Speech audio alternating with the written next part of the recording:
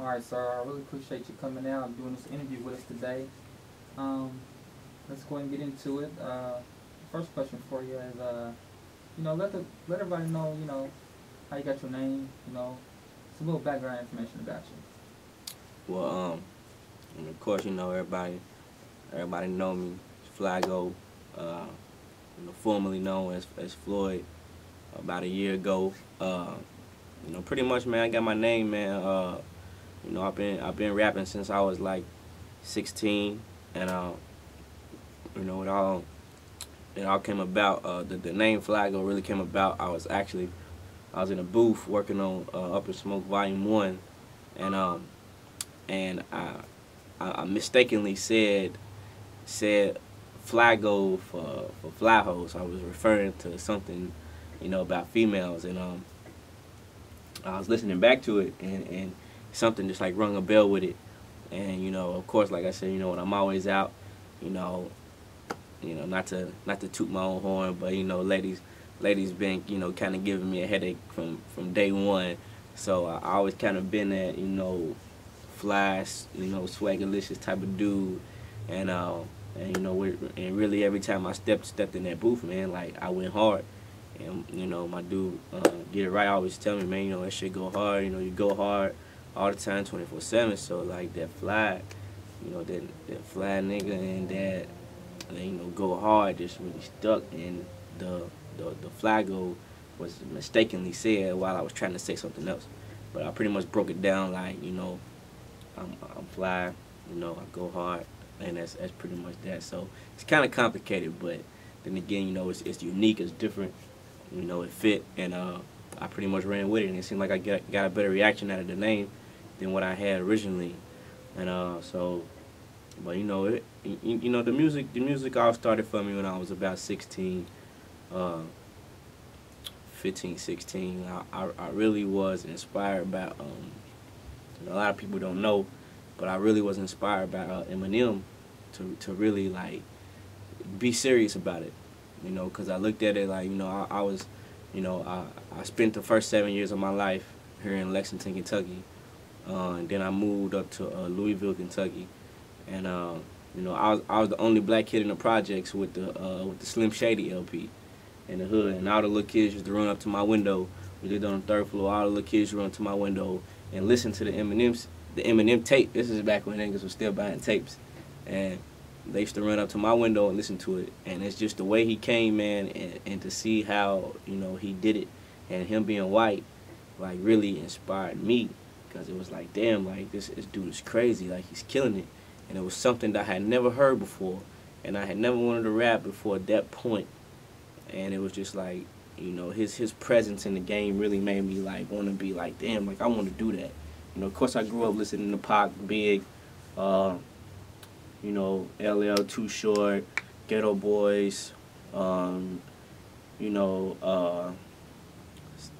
A lot of people don't know who that is. E40, a lot of underground cats and a lot of heavy hitters in the game. I grew up listening to, but it wasn't really until I heard him where I really got inspired to do this and take it seriously.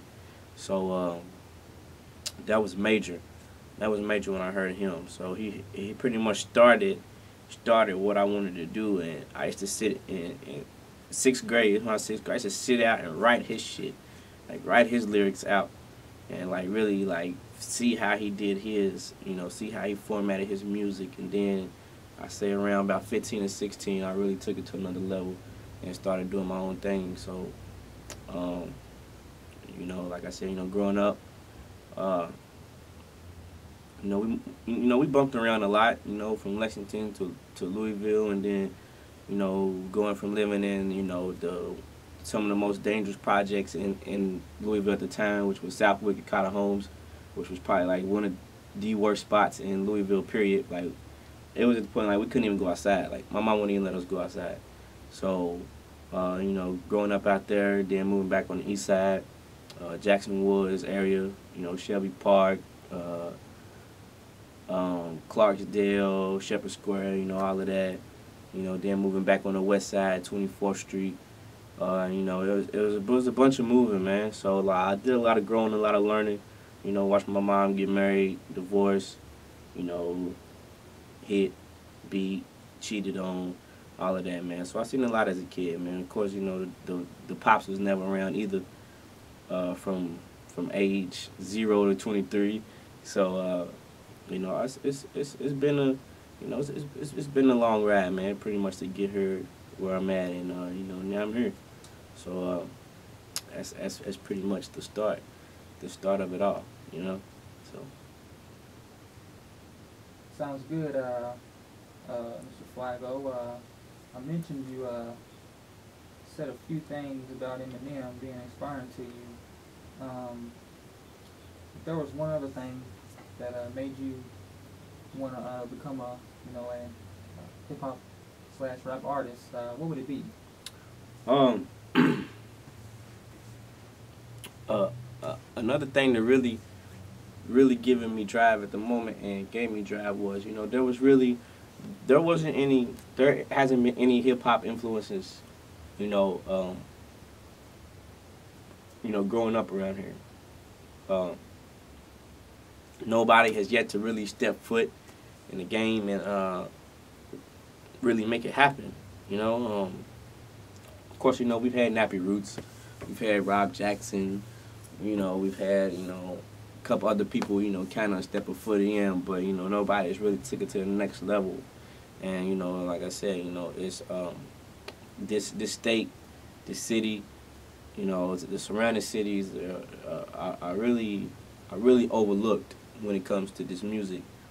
And a lot of us try to follow the format that's already laid out to success and sound wise, but definitely we have our own sound, like we really do, and it's not being heard and it's not being appreciated. So that our main inspiration is really try to put this city and this state on the map, the right way, the way that it should be, and the way it should be recognized, man. Like, a lot of people really overlook what goes on here, and we got to grind 100 times harder than everybody else does to even try to, get somewhat of a notice. Because you tell people you're from Kentucky, they don't even know. A lot of people don't know where Kentucky is. Hard to say that. Like, you can't know where Ohio and Tennessee is and don't know where Kentucky is. Like, it's impossible. So when people don't know where I'm from, and people think that real things don't go on around here, people get shot, people sell drugs, people go to jail, people fight, people get robbed. All the same things that happens everywhere else that happens here. So really just trying to put the city on and like really give us some shine, man, and give get some respect that we much well deserve. And not saying that I really care about being the first. Being the first would be great to really put it on blast to the world, but just to get it, just to get us out there, man, it will be a blessing and all, because like I said, I'm not trying to be the best that ever lived, and never thought I'd be the best that ever lived, but just to grab a piece of it, man, because we so overlooked, would be like major, and would be a major accomplishment. And a great feeling. And then, like I said, you never know what'll happen from there. If it turns into one of the greatest artists ever lived, yeah, so be it. But at the time, right now, the focus is really just trying to make it out of here, man. Make a better way, and really give the kids growing up, out here a better way out.